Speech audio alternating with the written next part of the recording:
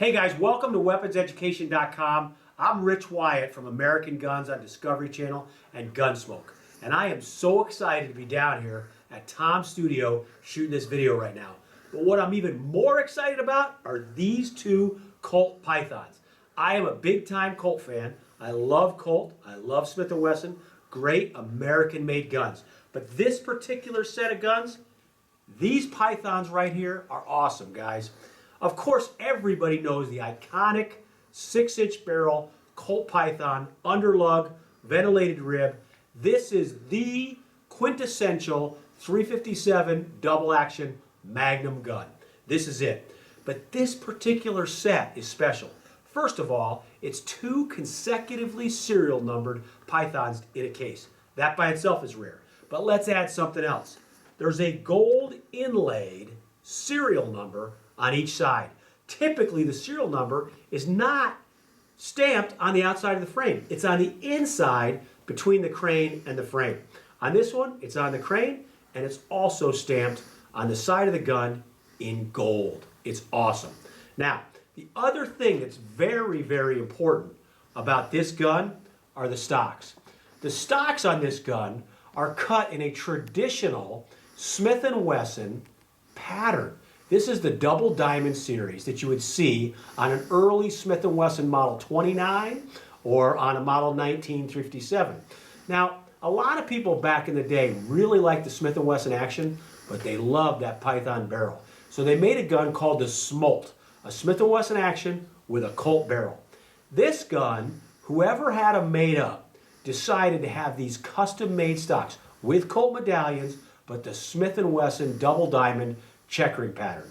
This is awesome. Now, if you just found these guns, they would be kind of meaningless because who knows who made this? But Tom is no slouch. So he's got a letter right here from the infamous Beverly Haynes, a good friend of mine, who happened to write us about what the history of these guns are. And if you look at these guns, it says that they were consecutive serial number. It says that the gold inlay on the left side of the frame was put on the guns. So it justifies everything about these guns. It said July 18th, 1977. These are classic Colt firearms. But here's the best part. Specific features, stock types, not listed. So that means that these were a factory item. They didn't list them because they didn't know what to put on this, because the normal checkering pattern would have been a raised checkering pattern like all the Colts had, but these are special stocks. I would be willing to bet that there are no other consecutive pairs just like this anywhere in the world. This is a great find, and I'm so happy that Tom has offered to sell me these for only 500 bucks. All right? Now, Tom would be a fool even if he sold them for 10 times that amount. It'd be ridiculous to get rid of this set.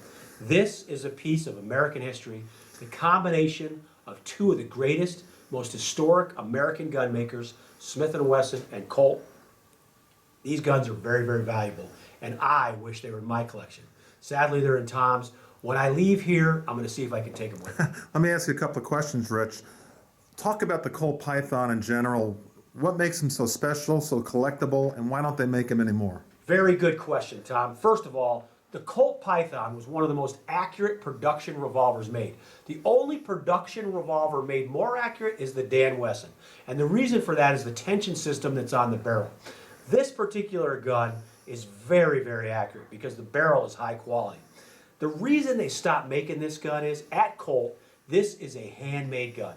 This is not something that comes off an assembly line. One man sat there and put these guns together and made the Colt Python. It just got to be too costly to make this gun and sell it at a reasonable rate.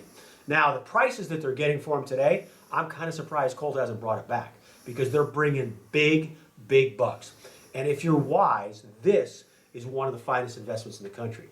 Let me tell you, you could go put your money in the stock market. You could put your money in gold, which is dropping like a rock right now. You could put your money in silver, which is maybe hit rock bottom. But here's the thing. This is collectible art. These guns are artwork, but on top of that, they're functional. Not only do you have a beautiful, beautiful specimen of a classic American gun to collect, you have something that continues to go up in value. On average, a good collectible gun like this will go up about 17% per year.